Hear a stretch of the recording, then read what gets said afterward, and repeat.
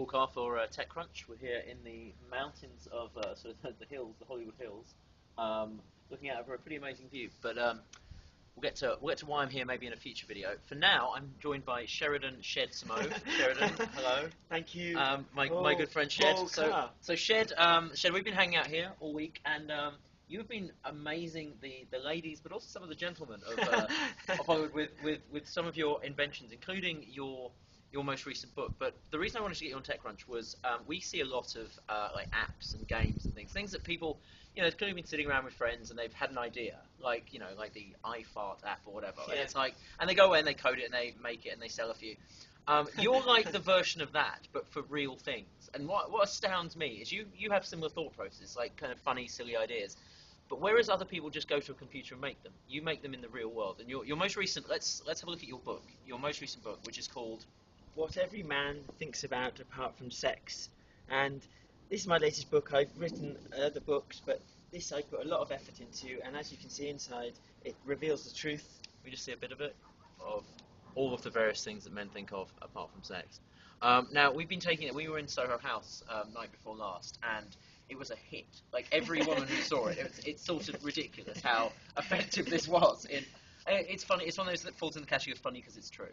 But there's but that just on its own. So, and this, by the way, is how's it selling? I mean, it's just recently come out, and it's what number on Amazon right now? It was today. It reached 52 on the Amazon. It's the 52nd best-selling book. Correct. So it basically goes Harry Potter, Stieg Larsson, you at this point.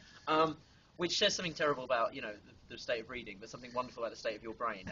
But if this is not a one-hit joke. You're basically a serial entrepreneur, because this is just one of a flood of recent ideas, and I wanted to show a couple of these because again, I'm just amazed by them. So what else do you have? Okay, sure. What should I start off with?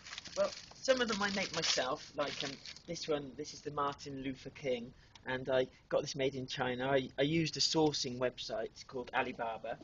We're big fans of that on. Some of us are big fans of that on TechCrunch. So what's it? So you go on. Carry on. Yeah. So what's wonderful about the internet today is it's empowering because you can find an expert very quickly. So you have. Wait, there are experts in putting civil rights leaders on loofahs. There are now. How hard do they after work? my intervention. Yeah. So I found I googled loofah mitt and I put on Alibaba loofah mitt. Yeah. Lots of manufacturers came up. I sent them an email, said I wanted this printed on. When I got the first sample back, I washed myself with it, and his face came off my leg, which. Okay, there's a couple of things there. I love the fact that you tried it out. I love the fact you're one of those entrepreneurs who eats his own dog food. I also love that you had Martin Luther King on your thigh. Yeah. Did that work with the ladies? Were they like, not did they have a quite. dream? The problem is that when it swells up, it looks like Barry White, so it's not so good.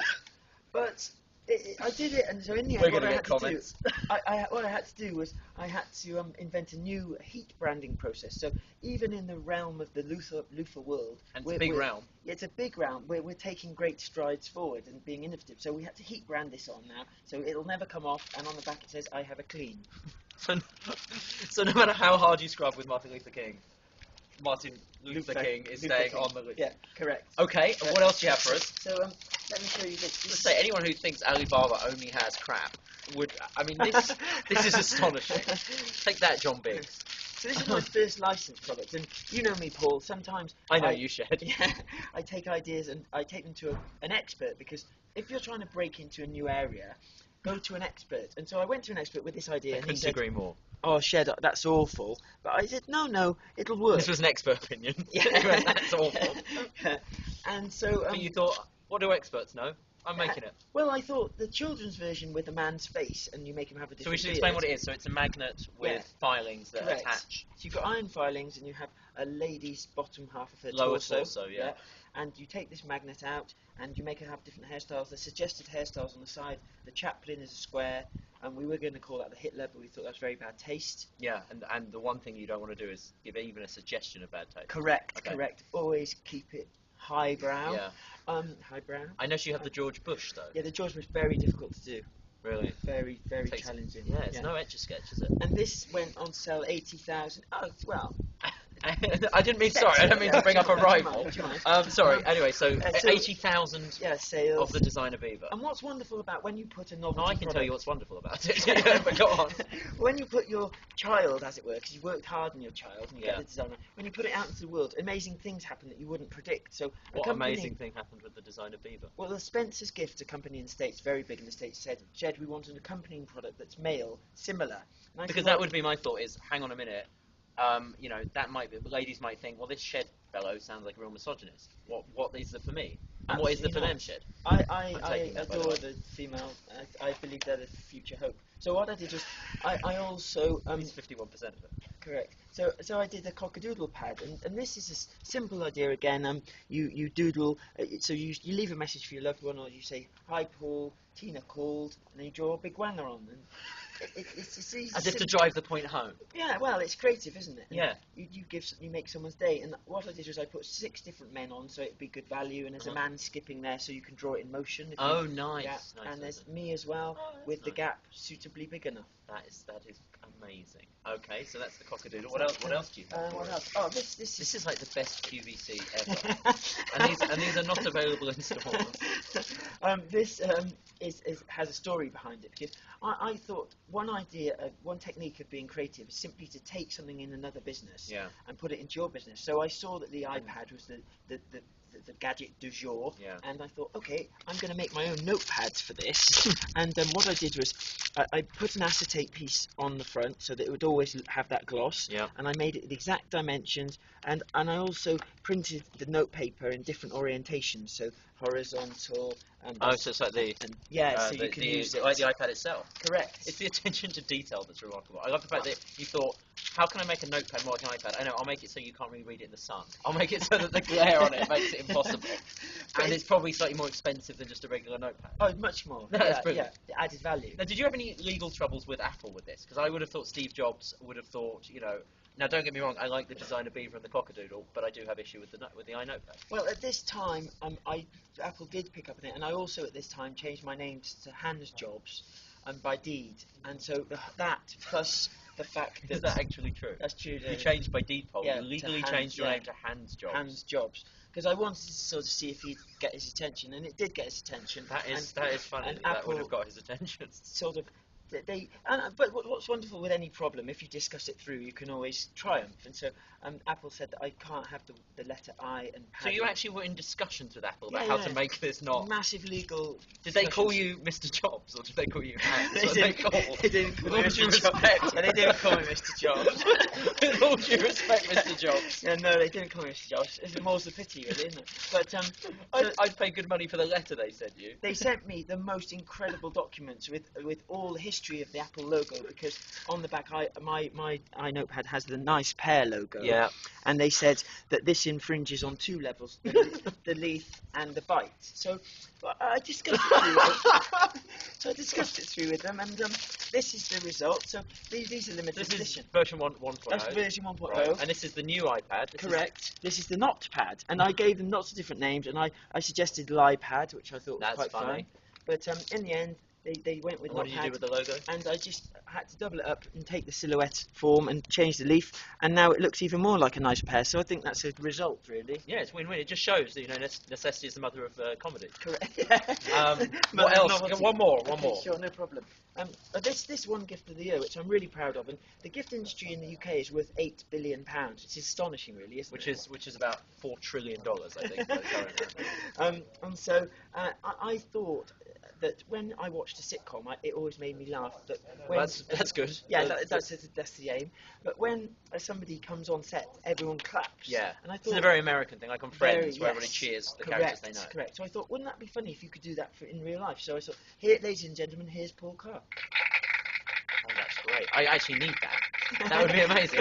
My self-esteem is such that would really help. Yeah, and you can always be funny. It's the one that when if some girl that I've been trying to get together with for 2 or 3 seasons finally kisses me, is there that woo noise? Do you have that one? 'Cause that's my favourite. What about this?